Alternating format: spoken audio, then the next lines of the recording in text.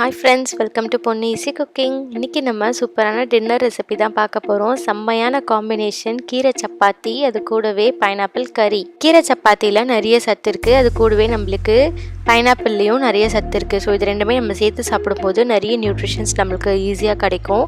So இந்த recipe சாப்பிட்றதுக்கும் அவ்வளோ டேஸ்ட்டாக இருக்கும். இன்னும் நம்ம சேனல் சப்ஸ்கிரைப் பண்ணாமல் வீடியோஸ் பார்த்துட்ருக்கீங்கன்னா இப்போவே சப்ஸ்கிரைப் பண்ணிக்கோங்க. இதுக்கப்புறம் நிறைய புது ரெசிபிஸ் எல்லாம் உங்களுக்காக காத்துட்ருக்கு. இப்போ இந்த ரெசிபி எப்படி பண்ணுறதுன்னு பார்க்கலாம். இது பண்ணுறதுக்கு ஒரு பைனாப்பிள் எடுத்துக்கலாம். அந்த பைனாப்பிளில் ஃபஸ்ட்டு அதோட ஹெட் பார்ட்டை மட்டும் நம்ம கட் பண்ணி எடுத்து போட்டுடணும். அது நமக்கு தேவைப்படாது. அடுத்தது நமக்கு எவ்வளோ கறி வேணுமோ ஓரளவுக்கு போதும், கொஞ்சமாக போதும் அப்படின்னா நம்ம ஒரு கால்வாசி மட்டும் கட் பண்ணிக்கிட்டு அதோட தோலை ஃபஸ்ட்டு சீவிக்கலாம். அடுத்தது இது நம்ம குட்டியாக க்யூபாக கட் பண்ணணும். ஸோ அதுக்கு இந்த மாதிரி கட் பண்ணோம்னா நமக்கு ஈஸியாக கட் ஆகி வந்துடும். பைனாப்பிள் காயாக இருக்கணும், பழமாக இருக்கணும் அதெல்லாம் இல்லை, மீடியமாக எப்படி இருந்தாலுமே பரவாயில்ல. அடுத்தது அது நம்ம ஒரு பேனில் சேர்த்துக்கலாம். பேன் ஒரு மீடியம் ஹாட்டில் இருக்கட்டும். ஸோ அப்போது நம்ம எல்லா பைனாப்பிள்ஸையுமே அந்த பேனில் சேர்த்துட்டு இந்த மாதிரி நல்லா கலந்துக்கலாம். அதில் கொஞ்சமாக உப்பு சேர்த்துக்கணும். ஒரு அரை ஸ்பூன் அளவுக்கு உப்பு சேர்த்துருக்கேன்.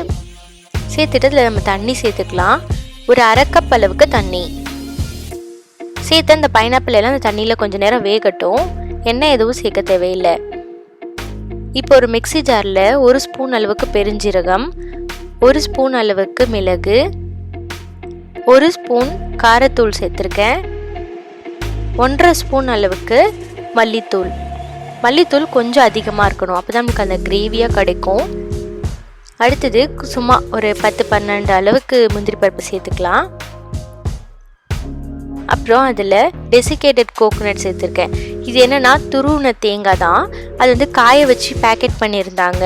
ஸோ தேங்காய் அவ்வளோவா கிடைக்கலங்கிறதுனால இது யூஸ் பண்ணியிருக்கேன்.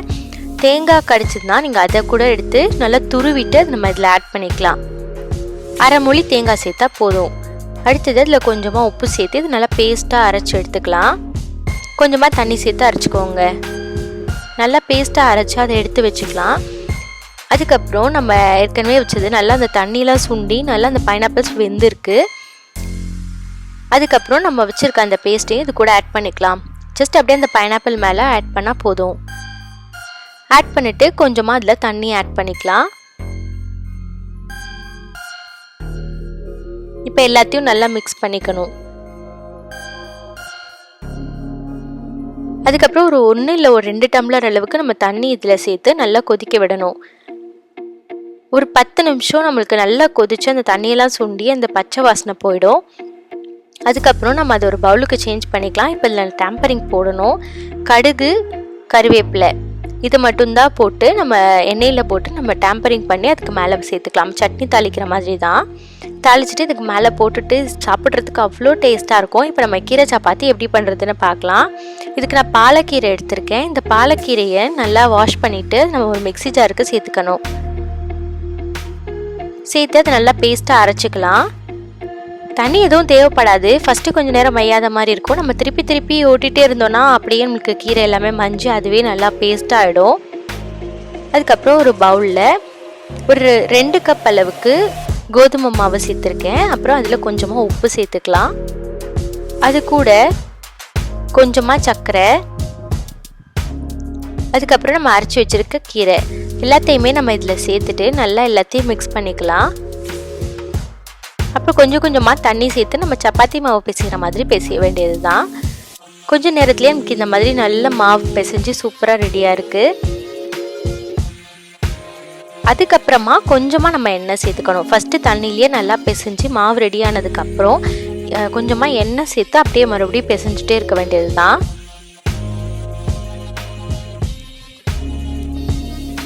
ஒரு 2 ஸ்பூன் அளவுக்கு எண்ணெய் சேர்த்து பிசைஞ்சா போதும். இப்போ இதை சின்ன பாலாக கட் பண்ணிக்கலாம். இந்த மாதிரி எல்லாத்தையுமே பாலாக உருட்டி எடுத்து வச்சுக்கிட்டு இதுக்கு மேலே ஒரு சின்னதாக ஒரு டவல் இல்லை ஏதாச்சும் ஈர துணி கொஞ்சம் அப்படியே போட்டு வச்சிடலாம்.